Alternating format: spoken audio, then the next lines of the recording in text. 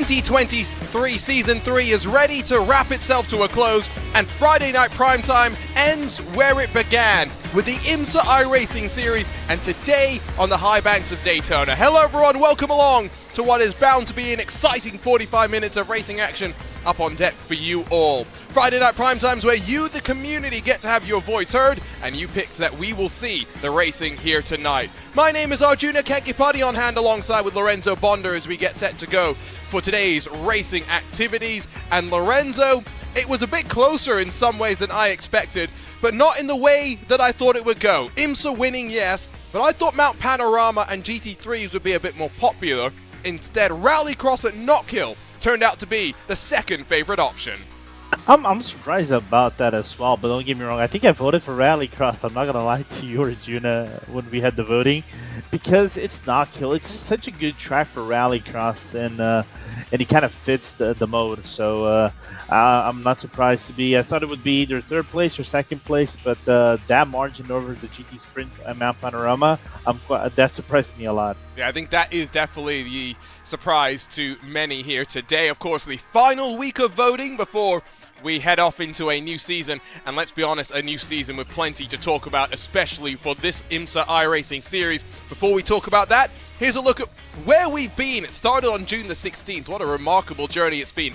That the only week that was not voted on, that was the Friday night preview building up to the iRacing special event, the 6 Hours of the Glen, and since there, what a wild ride it's been. We've had some, I don't want to say ovals mixed in there because we saw NASCAR racing at a road course, but dirt got some action, plenty of different lower powered cars. It's been a fun ride, Lorenzo. No, absolutely, and it's cool that we began with IMSA and we're ending with IMSA, so it's kind of like, it's a good match mixing, you know, in the process. So it's going to be quite interesting how they're going to deal with Daytona. We've seen that in January. We've seen that multiple times in multiple broadcasts. But for a 45-minute race now, I think this could be some good fun, especially in the GT3 class. Yeah, that is the thing, right? Daytona is so well known for these drivers. In January, we land up here for the 24 hours of Daytona, and everyone puts in the hundreds, the thousands of laps. But on its face, on the surface, it's a deceptively simple track. We use almost all 2.5 miles of banking and then a pretty simple, quote-unquote, infield section with just 2 hairpins, Lorenzo, before that chicane midway through that banking at least interrupts you a little bit. Yeah, but even then, if you get that line right, or even if you, for example, you might fumble the second part of the chicane, and you're still within the draft range, like the 1 second draft range, you're still pretty much fine. But it's like, this is a draft race. If you lose a draft, you're dead in the water. It's hard for you to come back. You're going to have to rely on maybe traffic to be a factor, which is a factor in this track more than anything else. So it should be a fun race. Traffic management is going to be a key part of the race today, that is for sure, especially given that we have 3 different classes of racing out there. That is bound to, of course, give us plenty of its own excitement. Lorenzo, though, as we get set to go racing, plenty more excitement coming around the fact that we've got not 1 GTP coming, but 2 new prototypes. The BMW, the Cadillac that we'll see in action today, going to be joined by the Porsche 963 and the Acura announced today. Boy, can we not wait for a week from today when we'll be able to race those cars.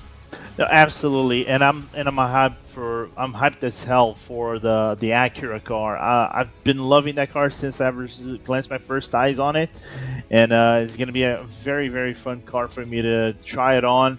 The Porsche also a great car. Can we say even 5 cars because the Alpine kind of uses the same chassis, which is the Oreca chassis that the Acura does. So can we say we have 5 GTPs? You are speculating right now, just to be clear. We have 2 confirmed GTPs coming in next week's 2023 Season 4 build. That's going to be plenty of excitement, of course, heading into what is the very final of our VCO Grand Slams, the iRacing Petit Le Mans, 10 hours of blasting around Road Atlanta. That is going to be exciting. The qualifying session has literally just come to a close, and boy, have we got a stacked field of drivers getting ready to say goodbye to the 2020 Season 3 campaign here at the World Center of Racing. It's time to run you down through today's starting grid for the very final time this season.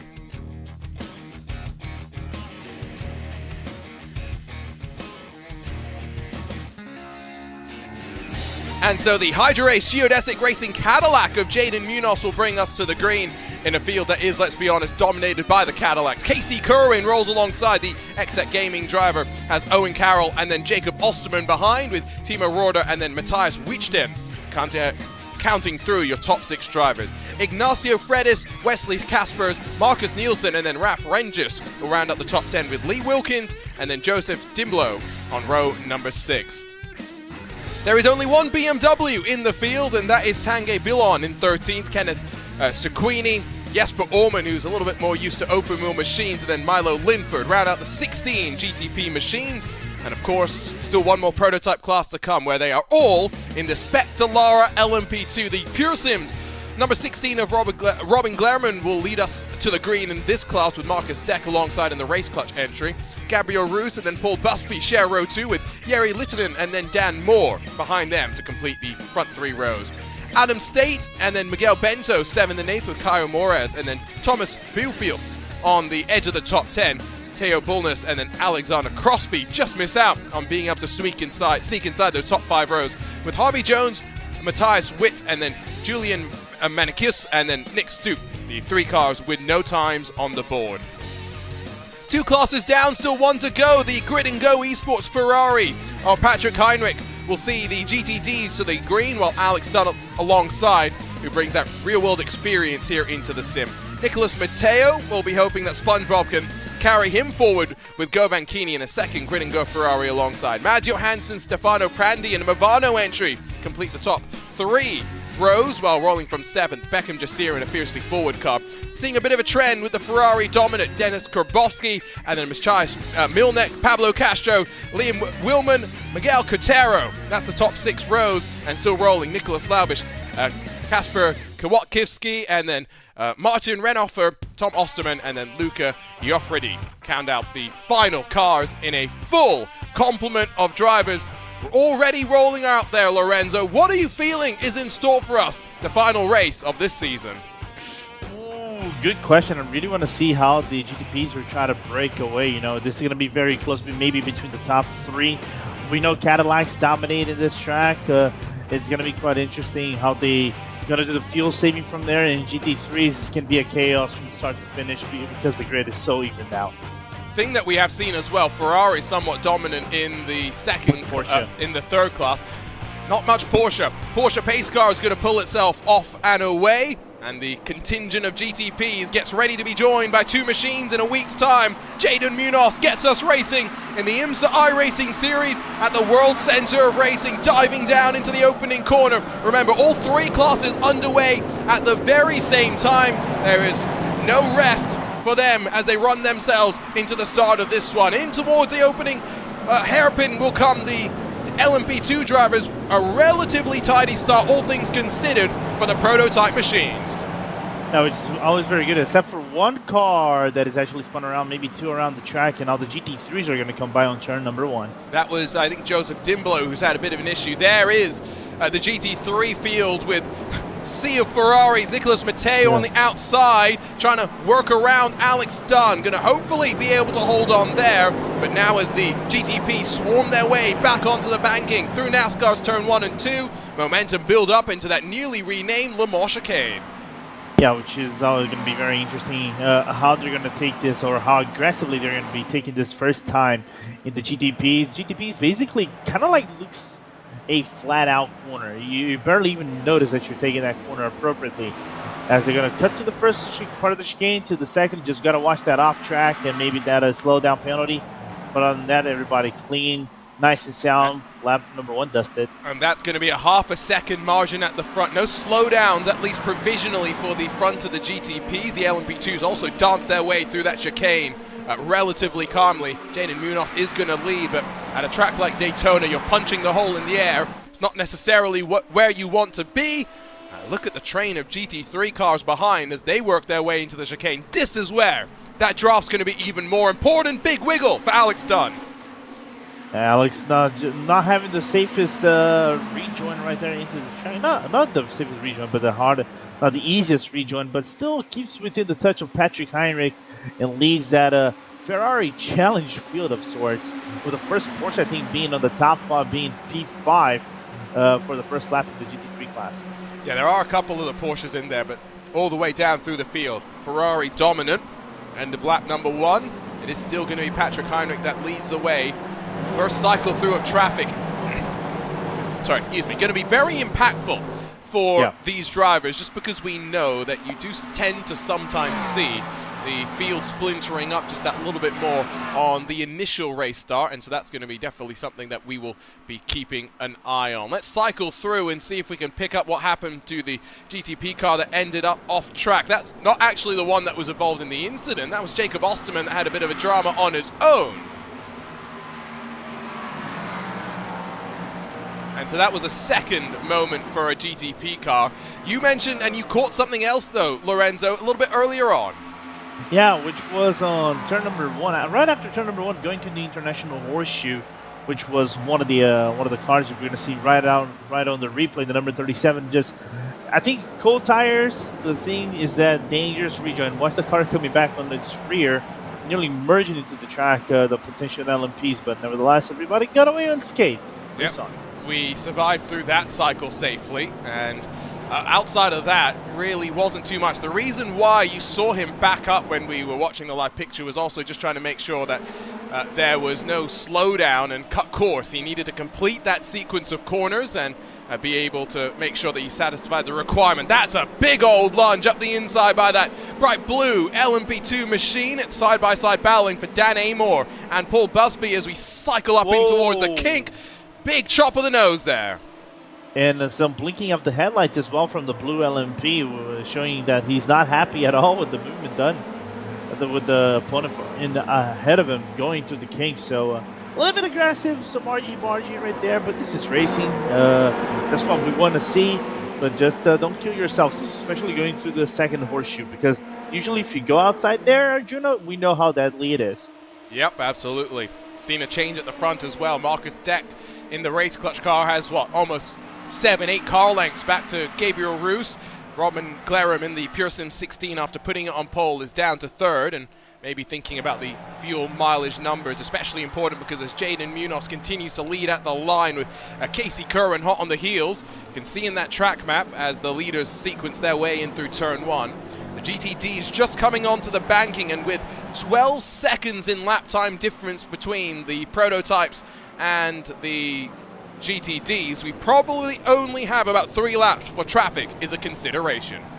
I would say I'm going to be more bold to your 2 laps. 2 laps? I would say 2 laps. They're right there. They're catching the back end of that GT3 traffic, and that's where fun begins. You say fun, I say chaos, and we're not going to have enough cameras to pick up everything that goes on board with Owen Carroll, sequenced in that 3rd position. Member, of course, of the Apex Racing team, and a team that was out in competition earlier today in ESL R1. Johan Harth I saw in the final.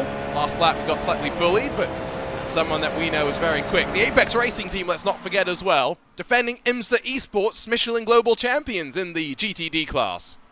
Yeah, absolutely. With the stellar lineup, a star-studded lineup of drivers, both in the GT3s and also into the prototypes as well. GT3 was basically dominant by them, which is insane to watch. As we're looking into battles going around the GT3, 3 wide going to the International Horseshoe. That was further back with the likes of Govan, Keeney, and Beckham just see here. And Pablo Castro is going to have a great view of all of this. Got to be careful that you don't get cut off from those in front and lose the draft train, but Govan Keeney provisionally at least still holds on, and you see Jasir just going defensive, covering the inside, not allowing Pablo to have a look.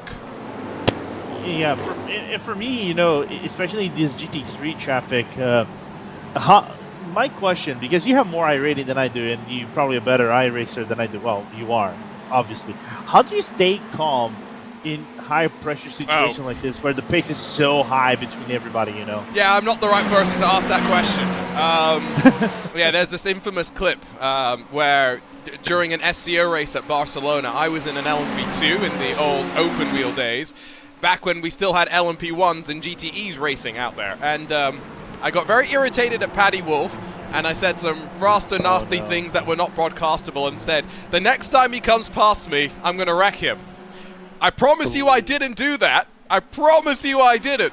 But I was definitely not the best at staying calm in these situations, and it's why I'm so impressed, Lorenzo, when we often look at the webcams of these drivers, we don't get to do today, how calm they really are. You expect them to be like sweating bullets or something like that whenever they're changing positions or going 3 wide or nearly 4 wide, depending which point they are in the track, especially in the final lap. But they're calm, composed. Looks like they're listening to lo-fi or something like that to keep them calm.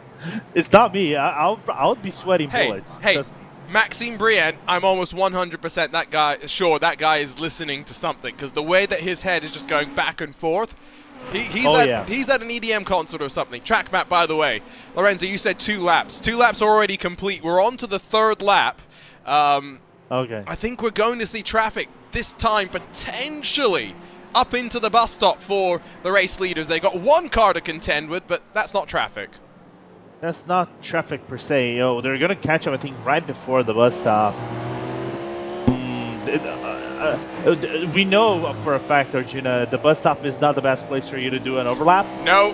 So, let's see how they're going to negotiate that once they're coming out into the first car, and then especially through the pole. And so here's where you'll notice as well, the drivers on the banking will be looking up, trying to visualize where the cars are that they're going to be trying to pass into the corner. The beneficial thing is, well, fortunately, Jaden Munoz and Casey Kerwin going to aggressively get past Dennis Grabowski, I believe that was, but the rest of the field going to have to check up their momentum. It's now where they can use that hybrid power to spool themselves down and up on the banking to get some whiffs of draft and to work on past. Absolutely, and also those are those make it or break it moments, because you're going to be negotiating through traffic, and through the bus stop you can easily lose a second if you can catch them off guard, and you might have to evacuate from a dive, and then it's very hard for you to make that back. But then it's traffic is the thing, give and take all the time. It's pretty clean up towards the front. Nicholas Laubish did have to hold up into turn 1 as Kerwin cut underneath, but as now Fredis underneath the Neon Cat liveried car. All tidy, sequencing up in towards the kink, where this is where it's the most dangerous. The GT3s need to funnel out wide. The prototypes don't want to give them any room. They are fighting up towards the front as well, as the Porsche of Matthew Hansen has worked his way up into 3rd. This is where it's dangerous, though. Yeah, Jaden nearly bullying the cars into going to the outside line to try to do an overtake. I think nearly got that thing maybe into the back of Mateo's car, but fortunately everybody got away unscathed at the front, despite the pulling up the GTPs, but still not done and dusted between the overlapping of the cars. The field not yet safe, like Lorenzo mentioned, but fortunately no one has been off the track just yet. Wonderful shot from this chicane, as you can see. Well, a chaos be the margin that the leaders had, and it's going to be directly into the path of oncoming traffic, but somehow Patrick Heinrich and Owen Carroll do not set off more chaos. How? Especially at the car that was on the grass going to the second half of the bus stop. I honestly thought it was actually going to merge into the traffic, and that could have been like a massive strike. So again, it was Owen Carroll and Patrick Heinrich, from what we understand, that got together. Heinrich's now down in 5th position. Remember, put it on pole, and we're not done with the drama. There was more smoke behind. Couldn't quite figure out who that was. Was it Carroll for a second time? Maybe, but now it's going to be a little bit more chaotic going to the first part of the horseshoe. But they're on to the outside, but this is the pure Daytona. It is chaos the entire time, especially into that infield section, where every kind of hell can break loose in fractions of seconds. First cycle through, as expected, always the most dramatic. Now the LMP2s, by the way, at some point will also have to go on through. That was Matthias Milnek, I'm almost 100% sure. The Netrex car is off into the grass. What a chaotic 8th lap of this race we are seeing. We're going to have to cycle through plenty of replays, but they're not done and dusted just yet. Yeah, not at all. But that's setting to the tire barrier for Milnek right there. That's an ouch and plus. So, and we haven't even considered the fact they still have to deal with the LMP2s in about like 5 laps? The LMP2 is a little bit more sequenced out, though. 2 seconds now. Marcus Deck is clear at the front, and breaking away from those behind. There's a bit of a battle in the GTPs as Kaspers, Wilkins, Roorda all trying to fight. I think Roorda's got some damage given that he is now down 6 positions and just dropping like a stone. Let's see. Let's see if they've calmed things down enough to take a look at some replays. And it starts here into the bus stop where Owen Carroll gets tagged from behind. Wondering who that car was that tagged Owen behind. Is it Roorda? That might explain some of the slow speed. Patrick Heinrich did take pretty good avoiding action, we should say. That's true. That's true. That is really good avoiding action. It was Roorda to confirm in that 11. Ow. Clearly you could see there, Roorda just expected Carroll to carry some more speed, and then from there had to go through the slowdown sequence. That is the curbs, the tire bundles, excuse me. This is, Milnek got a helping hand. And something else. So look from up above. Did he touch the grass? Yeah, he's clipped the yellow GTP clips the grass slightly, and that's enough to veer the car into the path of Milnek and sends that Ferrari, the Night Rex Ferrari, into Doom. Or something like that. I think Doom probably the best way to describe it. Milnek down on pit lane joins Dimblo, who after the turn 1 excursion has not been able to work on forward and is down on pit lane and retired as well. There's the race leader in the LMP2 class, 2 seconds clear of the next contender and about to come up on the first little bit of dispatched traffic and displaced traffic from the rest of the queue. The draft's going to give him a bit of a slingshot now out of the chicane, so that will be definitely a bit of a helping hand. But with almost 15 minutes in this race complete, it's now 5 seconds that these two at the front have been able to build in that first pass through of the GTD machines. And it's insane how quickly they build that up, right? Of course, so like I said before, some bullying, especially going through the second horseshoe, but that's kind of necessary if you really want to try to get yourself away from the oncoming traffic that you might have of opponents in the GTP class or even GT3 class themselves, you know. So it is an evil need as we have battles in the LMP2 class now. Yep, you got Gabriel Roos, Jari Lehtinen, Adam State, and then even behind them, Paul Busby in the bright blue machine that we've seen make some aggressive sense of his own. They're all fighting for 4th and have got to get it figured out as they head up in towards the kink with a GT3 machine that's going to stay on the outside. No, going to run the racing line. Check the field up and force them all up the inside. Busby's going to try and work the long way around. I think he had to go for the long way around to avoid the back end of the LMP in front of him. So now we take a closer look here, Arjuna. Now here's that patience, especially coming from drivers in the LMP2 now that you don't have that same power that you had like maybe 4 seasons before or even 5 seasons before when they had no GTPs around. So you have to be much more patient for you to do those overtakes and overlaps and avoid them appropriately and then avoid crashes in between. Absolutely, that is definitely one of those considerations, right? The GTP's a good chunk slower than the LMP1 hypercars of before, effectively. I say hypercars, realizing that that's what the current prototype class is called in Europe. But yeah, the LMP2s did take a bit of a power reduction as a result, and current lap times at Le Mans for these GTP/hypercar machines are identical to the LMP2 cars in the LMP1 era. It's a bit of a shift there. Marcus Deck through the traffic has been caught by those behind. The margin has disintegrated, and some of those behind have taken this first cycle of traffic as an opportunity to dive to pit lane. Yeah, absolutely. You know, you might have just to put a tad of fuel into the LMP2s there, and of course put up into the 100%. It's usually 75% that you're going to have in terms of fuel. Now that we are done nearly halfway through with this race, this is where you probably want to go for an undercut, especially in a track like this. Undercut kind of works, but it's highly dependent on traffic and a little bit of luck. So I don't see why the problem between Kyle Moraes and Miguel Bento to go into the pit lane and do that kind of strategy. It can work out for them massively, but they're going to have to rely on each other on the draft and not lose a lot of time in the process. That is, like you say, the key thing. They can't fight too much now with one another. They need to work with each other and try and figure it out. So as the GTDs and the LMP2s continue to overlap for the very first time, leaders halfway through or so the field are now going to try and slingshot past as they cycle through NASCAR's turn 3 and 4. Their reduced power as well does mean that it's harder for them to pass by the traffic compared to what it was before. On board with the pole man, Robin Glerum in the Pure Sims number 16. And you'll just see, ducking back into line, trying to get the draft. They'll clear the GTDs for the most part into the opening corner.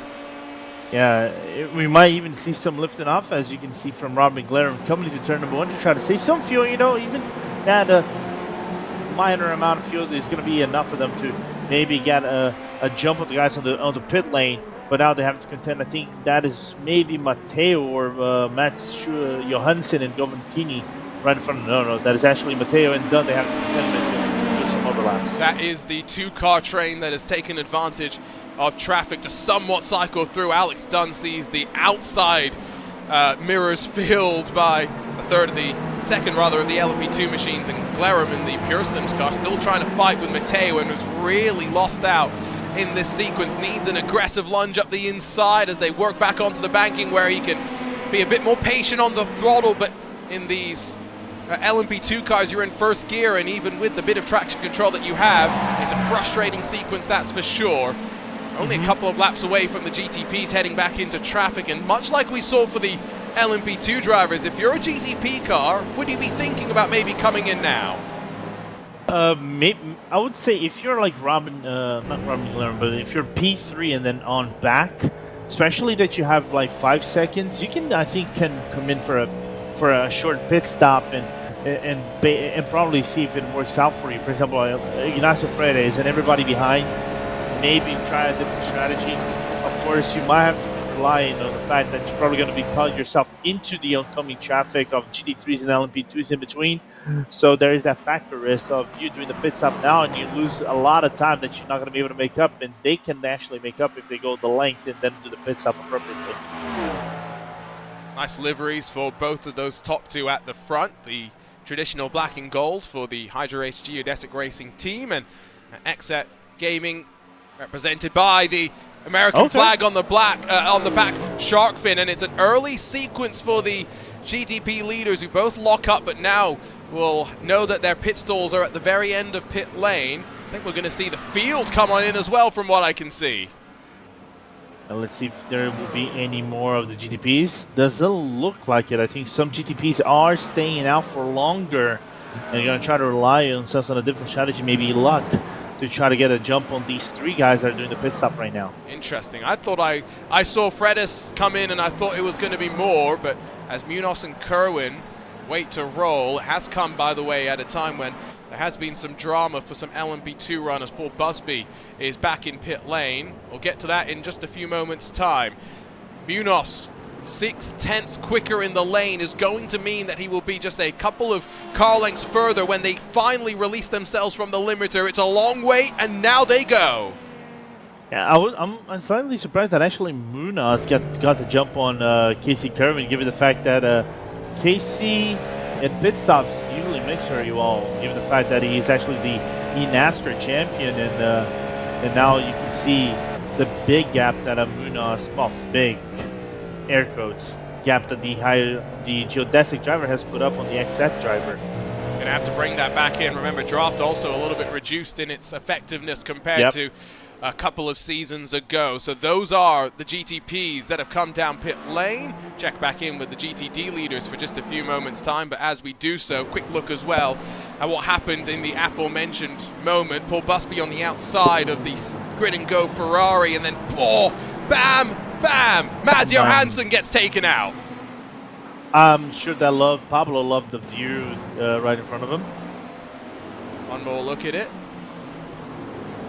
And Pablo's view.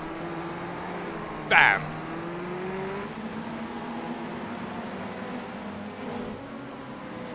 I'm amazed that that slight contact in between Keeney and Busby was enough to break the traction out of the car. Oh my god, nearly the same. Oh, and we're nearly 4 wide. We are side by side between the leaders, though. Nicholas Matteo is in front, but why goodness me, for a moment, 4 wide into 3 into 2 is the way that you've got to funnel out onto the banking, and it could have been a lot more dramatic. Back over to your leaders, by the way, who still are separated by just a couple of car lengths, but with all but 2 of the GTPs now having come down pit lane, they're looking very comfortably set to battle to the very end. Oh, absolutely, and I think this is the head-to-head battle unless something dramatic happens and they lose a lot of time in terms of traffic, but we know Munoz is very, very aggressive. We saw that earlier on in the race, and he's going to try to take advantage of the traffic and try to break away the best he can towards Kerwin. But Kerwin is still over there. He's still a factor in this race despite being a few tenths of a second back that I probably didn't want to. But I would say this could be a fight to the very, very, very finish of this race. And so GTP pit stops means 1 prototype class has dived to pit lane. Marcus Nielsen in the lead of the overall race will relinquish it and also make his way down the lane. But Marcus Deck has been able to re-establish a bit of a separation back to Dan Amor, and through the traffic, Robin Glerum, the pole man, has really lost out. Now almost 4 seconds off of your race leader. These drivers you'd expect with the sequence of traffic just having been done are going to be pushing till the fuel tank is effectively dry. Yeah, absolutely. As now Amor nearly gets overtaken by a faster GTP. That's P number 12 in the GTP class.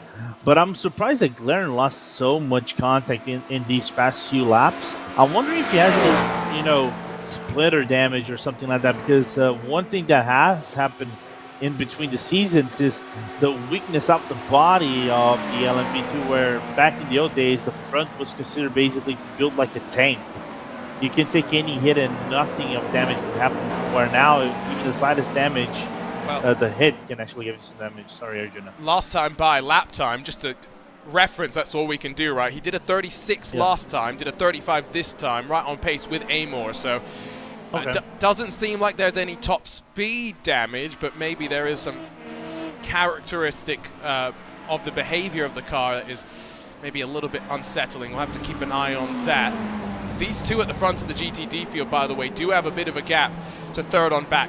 Keeney and Patrick Heinrich make a grid and go 3 and 4, and as Pablo Castro heads off to the lane, I think these drivers are probably now going to be thinking about potential undercuts. I think so as well. Maybe the grid and go, knowing grid and go guys, they're probably going to go the longest they possibly can. So expect Heinrich and Keeney to try to maximize the fuel usage, and then just here coming in maybe before them. That's what I would do. Try to get an undercut on them, because on fuel they're pretty much going to put the same amount as a Ferrari, and doesn't work differently from one to the other. So it makes sense for just here to be, the aggressor in terms of strategy at this point. Again, they are running probably all setups pretty trim to maximize the top line speed, as little drag as possible, which makes it a bit of a handful through the corners, no doubt, but mastering it's what you need to do. Front of shot, Alex Dunn looks to the inside, and Nicholas Matteo realizes they can't squabble too much. It's almost like swap drafting at Indianapolis, with the gap behind closing under 2 seconds. The urgency rising in the GTDs. But good communication between them. Matteo didn't go aggressively or try to defend, so good from him to, just let Dunn by, catch some fuel. Maybe if you come into the pit stop, that would be not a bad idea, as Dunn is going to come from the pit stop, even Matteo as well. And look how Matteo realizing their pit stalls are quite early, and they're all coming in at the same time. It's a good thing you can ghost on the pit lane, but Patrick Heinrich got slightly caught out by all of that. Still trying to work their way on through. Chaos on pit lane. Focus on the GTPs for a few moments' time, because Munoz has been caught by Kerwin with 20 minutes to run. Not only that, but it's going to be now interesting to see how Kerwin is going to play, patient, and see if they're going to be doing some overtakes here and there. And also there's still the battle between Bento and Moraes right behind him in the LMP2 class. But one thing that I saw that could also be a factor here, Arjuna, Jasir missed his pit box, and I think some other driver missed his pit box as well. That could imply maybe a loss of a few tenths of a second out of the pit lane. Yeah, and here they come. Matteo from Dunn, Keeney, Heinrich, Jasir, and where's Pablo in all of this, having already made his stop? Already on the racing surface with the drivers filtering in alongside, behind Beckham Jasir, who might have lost a little bit of ground, but so did Patrick Heinrich. We saw both those cars slipping up in the pit stop sequence. Yeah, because Heinrich put up his car in a very, very odd fashion. You know, had to be diagonal for him to actually be able to do his pit stop. So he's going to naturally lose maybe 1/10 of a second to try to relocate his car back into the slow lane, then into the fast lane of the pit box. So that might have been a factor for him to lose out a little bit on the exit of the pit lane. And so I think maybe all three classes potentially have fights to offer us to the very end of this race. GTP still continue to find themselves close. There's been a change in the pit lane for the P2s. Dan Amor, 7/10 quicker, jumps in front of Marcus Deck.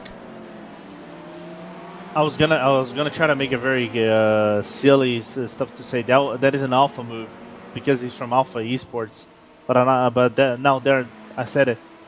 That sounded very bad. You could have offered it in a slightly more packaged fashion as a joke, but yeah, an attempt was made. Yep. Top three in the GTDs are going to be in a train. Govan Keeney going to use that prototype to latch onto the back if his Ferrari can give him enough top-end speed.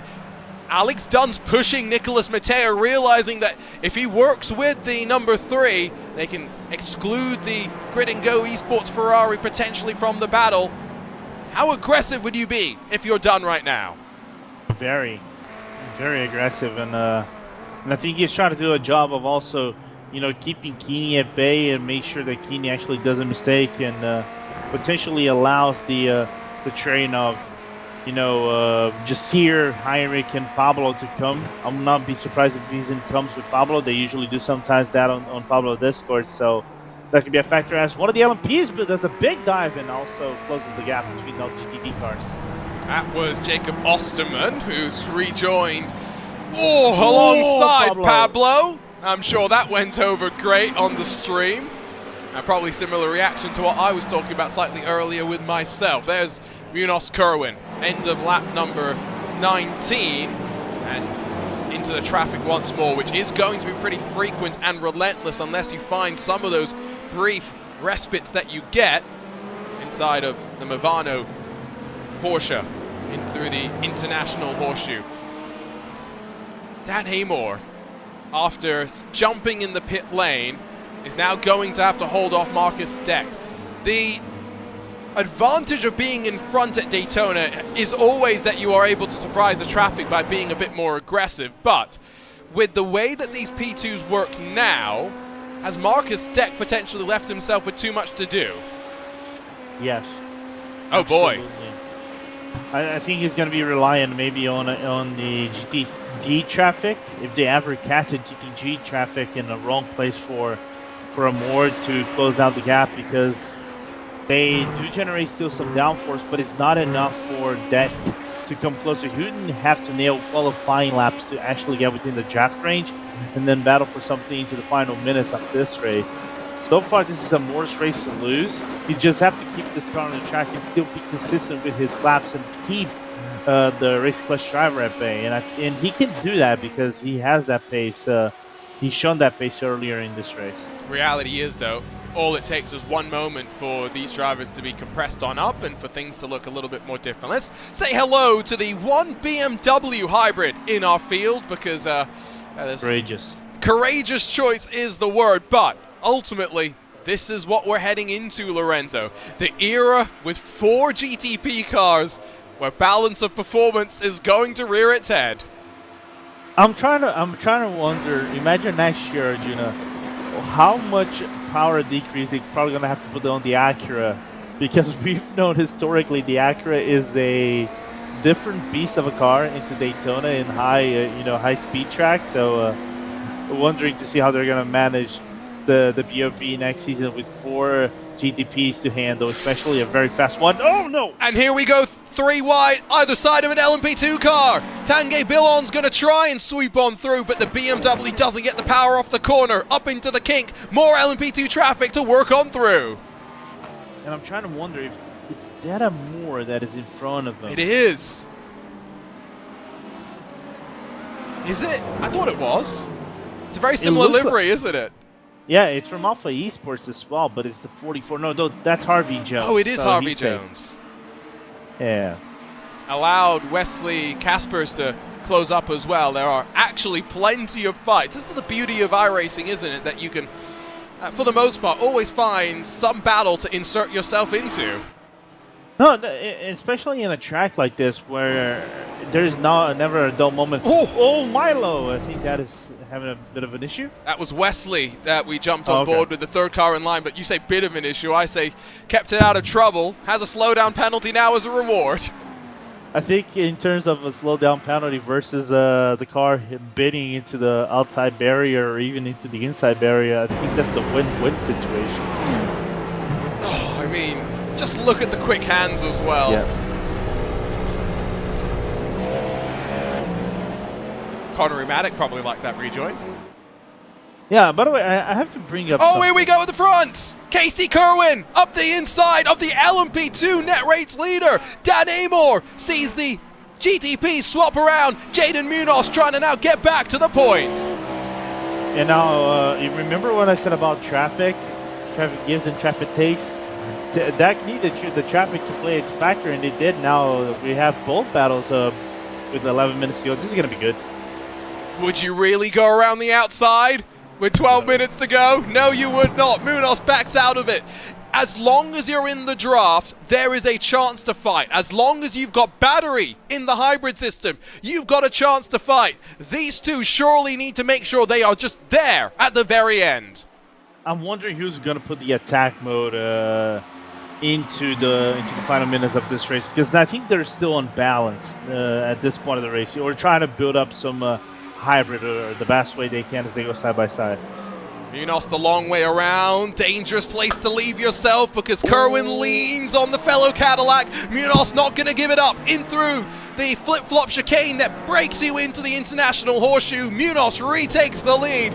We're being treated to a masterclass right now. Kerwin back underneath. And I think he's going to get the advantage coming to the King side by side now into the second horseshoe here in June. The advantage goes to Kerwin once he enters, but the exit can favor the driver of the Geodesic a little bit. Still side by side. Oh my goodness, they've been side by side almost the entirety now of the infield section, and as they rise up toward the traffic once again, Munoz finds himself with just enough room. They're giving themselves the margins that they need. Longer distance for Kerwin on that higher banking is going to mean he falls back into line. 10 minutes to go. Put your chips down on the table, not just for the GTP lead, for LMP2 as well. It's too much to follow. At least for the time being, Munoz and Kerwin have at least gotten back into line. Amor and Deck have done the same. Oh goodness, Kerwin with a monster drive out of the corner. And nice overtake, but this is not done yet. So we know that Munoz is gonna catch back, try to put that car into the inside. Already blocked off by Kerwin. They're gonna be side by side, obviously into turn number 1, but who does get out on top? Casey Kerwin, no matter what you put him in, can be quick. Has raced in Dirt Oval World Championships, of course, alongside the eNASCAR iRacing Coca-Cola Series, where he is the reigning defending champion. What's his I rating now on the road courses? It's only 8,866. You know what Jaden Munoz's I rating is? 8,846. 20 I rating between the two. Sheesh. Not bad. Not bad. It's much more than mine. What's your I rating, Lorenzo? Come on. Mine is at 3450 or 60. Still above the average. Yeah, I'm trying to get up. Next season when these cars come up, I'll be able to do some more racing now that the endurance season is back, baby. So here's the problem. We got 3 battles for the lead. 3 different races out on track. We've only got 2 views with which to take a look at them, and so we will do our best to try and figure out exactly where we need to keep our attention. Matteo and Dunn have built up that margin to go. Banchini I was talking about, it's 2 full seconds behind, and my impression is that if Alex Dunn wants to go for it, he's going to go on the final lap in this GTD class. Oh yeah, you want to be the hunter, not the hunted in the final lap, as they're going to go through the traffic, nice and clean. Obviously, still going to go side by side with Munoz and Kerwin.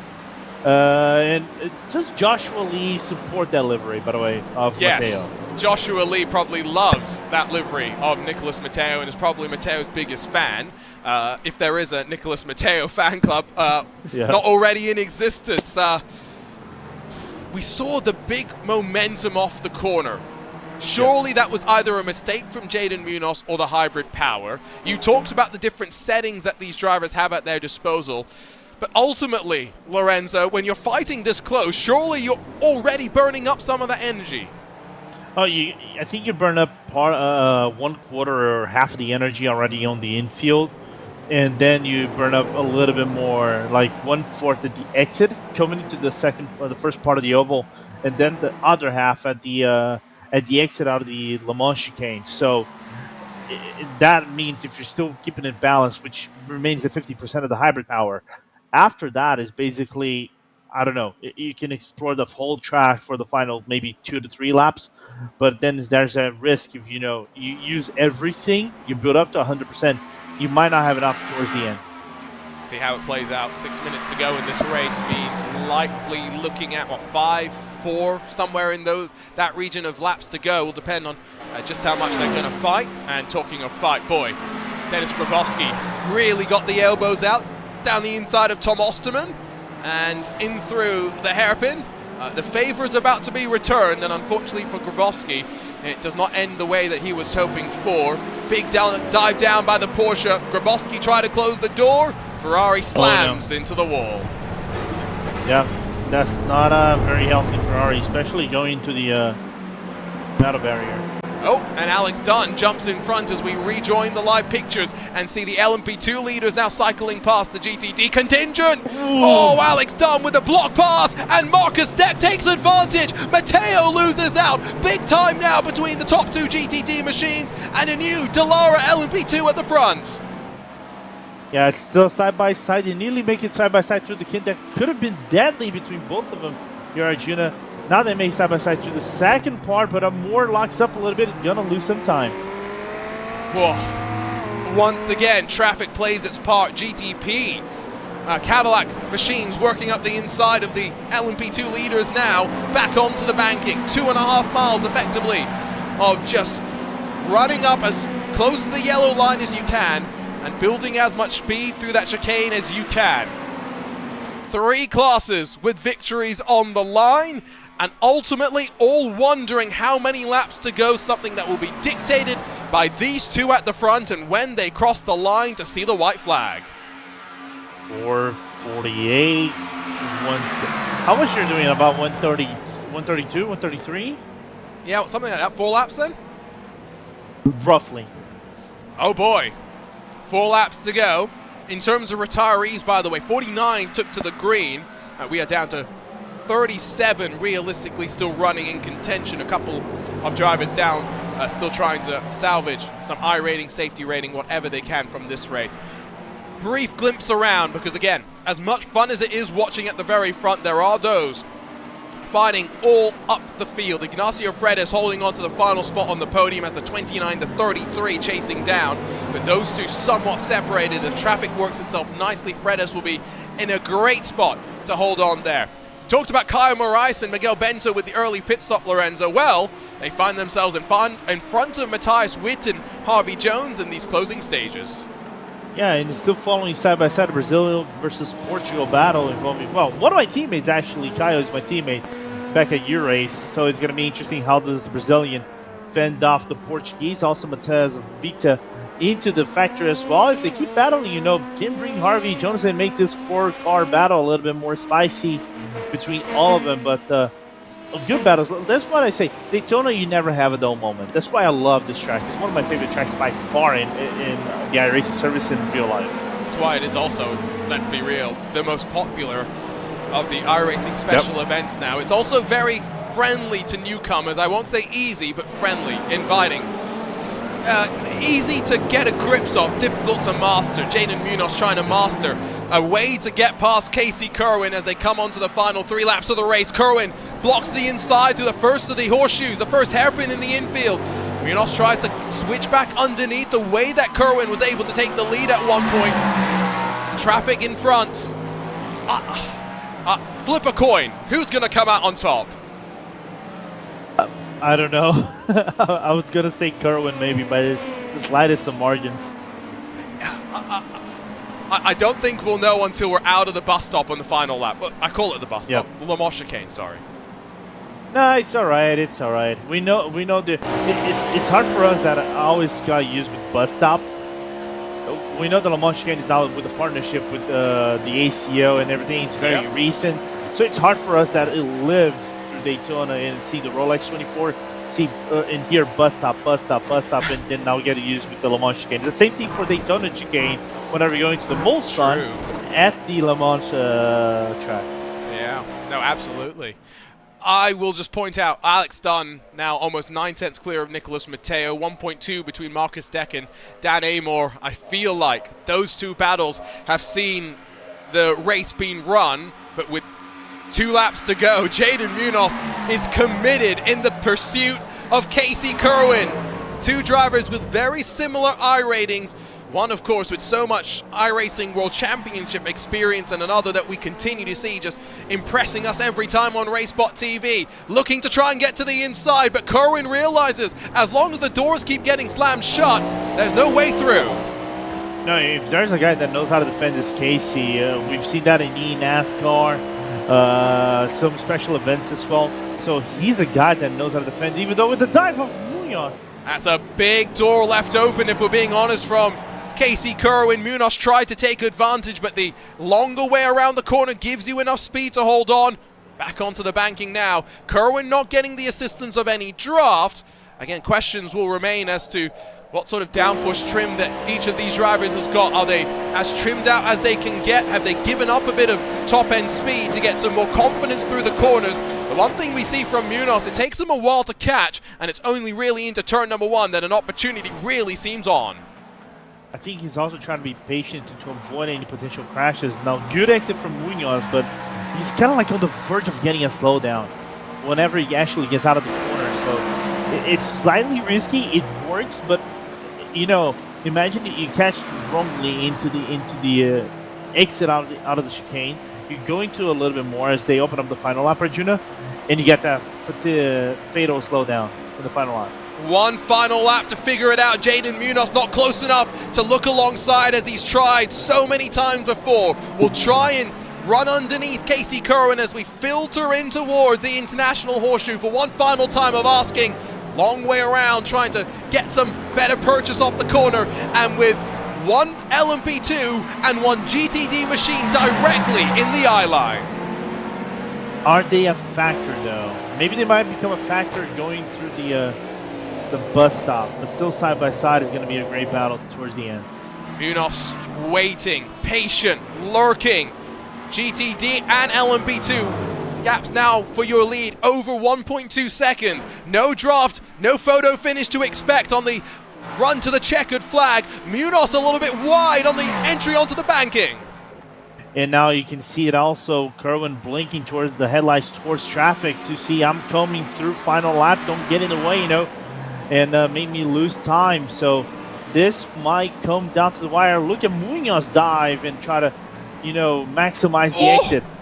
That's Milo Limford, I believe, that's taken avoiding action, and it's all while Casey Kerwin powers out of the final corner, uses the draft to try and switch back towards the line. Jaden Munoz gave it everything. Jaden Munoz pushed to the very end, but Casey Kerwin wins in the IMSA iRacing Series on the high banks of Daytona. Munoz a 10th or so behind. What a tussle we were treated to here today. Marcus Deck is going to filter through the bus stop and run his way to the line in the LMP2 class. Lorenzo, Daytona, it's spectacular. spectacular. And if there's one thing that Daytona always does, it always delivers great racing, in my opinion. Can be scrappy at times, yeah, sure, but it always delivers some great racing, regardless of the class that you're in. And we saw like a master class in terms of fending and overtaking between Munoz and Kerwin. I think there's no better way for us to round out the primetime season and get ready for season 4 in this year of 2023. Marcus Deck in that race clutch number 9, 3 seconds clear. A story that does not tell the entirety of the race. A hard-fought victory there for Marcus Deck, who got it done on the track. Alex Dunn also got it done on track. Played nice with Nicholas Matteo for a long time before pushing his way to the end. And the number 1 machine is the number 1 in the GTD class. And for more drivers still yet to finish up the race, who knows what we'll be covering in 2023 Season 4 here on Friday Night Primetime. We know the viewers will have their say. Lorenzo, what little bits of content have caught your eye? What are you looking forward to? Ooh, I'm looking forward for the GTPs. I wanna try them on, especially the Acura, like I said before, and also if there's one track I really want to give it a go, maybe is Lebanon, which is coming next season, which they say is a very technical track, or some of my friends said, and I want to see if it is that technical. Yeah, looking forward to seeing how that's going to play out as well for the maybe slower class of cars. Here's a look at the race results. A 30-lap dash for the GTPs at least, and Cadillac domination. Kerwin just 2/10 clear of Munoz at the line, with Freitas holding on to the podium. Witchen and then Reinders 4th and 5th positions. Tanguy Billen, Wesley Caspers, Lee Wilkins, Milo Linford, and then Jesper Orman round out the top 10. We did see Milo Linford drop it off the track on the final lap at the bus stop, but just trying to stay out of the run to the checkered for the leaders. Jacob Osterman and Timo Rohde, final cars on the lead lap, both having plenty of struggles, while DNS for the likes of Marcus Nielsen, Owen Carroll, who got hit from behind by Rohde in the first pass-through of traffic, Kenneth Sequini, and then Joseph Dimblue, who unfortunately didn't even get in towards turn number 2. LMP2 saw the pole position sitter drop back in the field, but Marcus Deck rising up into that first spot. 3 seconds clear of Dan Amor at the line, but the charge from the number 19 was impressive, and we will surely see more of them in this Dallara machine. Jiri Lehtinen jumped in front of Robin Glerum in the Pure Sims number 16, with the poleman dropping back off the podium steps. Gabriel Roos, Adam State, Kyle Morais, Harvey Jones, Matthias Witz, Alexander Crosby. That's the top 10 in the class, while 11th and 12th for cars who still finished on the lead lap, Julian McInnes and then Miguel Bento, while Nick Stuck 1 lap down, DNFs for Thomas Bofield, for Teo Bulnes, and then for Paul Busby. The GTD class looked like it was going to be interesting with the draft, but didn't end up playing out maybe as everyone expected. Alex Dunn played it to his delight to be able to walk his way away with the victory. Nicholas Matteo in the SpongeBob car was closer to Govan Keeney than he would have liked, but both at least sat on the podium, while Patrick Heinrich put it on pole, but got involved in a few pieces of drama, dropped back to 4th, unfortunately. Pablo Castro 5th, Beckham Jasir 6th, with Stefano Prandi, Miguel Cotero, Tom Osterman, and Nicholas Laubish completing the top 10 in a class and field dominated by the Ferraris. A couple of Porsches here and there. Kasper Kwiatkowski, Luca Ufredi, Dennis Grabowski, Liam Willman, Machak Milnek, Mads Hansen, and then Martin Renhofer. That rounds out the field here today at the Daytona International Speedway. Unfortunately, not going to get a chance to chat with any of the drivers after that one. I'm sure buckets of sweat being taken away from the sim rooms right now. But Lorenzo, one final look at what's been a remarkable 12-week journey as we've navigated through the iRacing official series. IMSA to start, IMSA to end. It's only fitting with what's on the other side of the new build. Yeah, absolutely, and I'm high for the upcoming build. We've seen races of all types of classes. You know, fast cars, slow cars, side by side, of all sizes and forms. So I can't wait to see what season 4 brings us, and maybe in the future, maybe do a comeback into the primetime broadcast. I think the question is now, what options will we have available for people to be picking between in the next vote. I'm not sure what the thing is, what the choices will be just yet. The one thing that did catch my eye, the FIA Formula 4 esports thingy, which maybe we could have like a different region every single week. There are going to be, 6 time slots per region per week, all Wednesdays and Thursdays, so limited running and hopefully plenty of strong drivers. Absolutely. That got me very excited, not just as a team manager, but also as a commentator. You know, this partnership with the FIA to bring, drivers closer and try to have this tightening of the gap between real life and F4.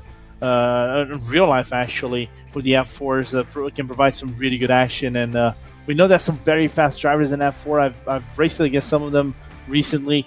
Can't wait to see whenever that comes next season and put themselves up to test. Absolutely. It's going to be a lot of fun. We get a week off before we do it all again. The rigmarole that is Friday Night Primetime beginning on September the 15th. It will be back before you know it. Stay tuned as well for potentially some Week 13 festivities from the team over at RaceSpotTV. RaceSpot.wtf/Discord. That is the place to be to stay connected to us. For everyone behind the scenes who's joined us on this journey, for Lorenzo Bonder alongside myself, Arjuna Kankipati, for the team at RaceSpot, thank you for joining us. We'll see you for another season of maybe not Friday Night Primetime, but Primetime on RaceSpotTV as we put official iRacing series on the center stage. For now, it's so long and goodbye, and until the next iRacing season.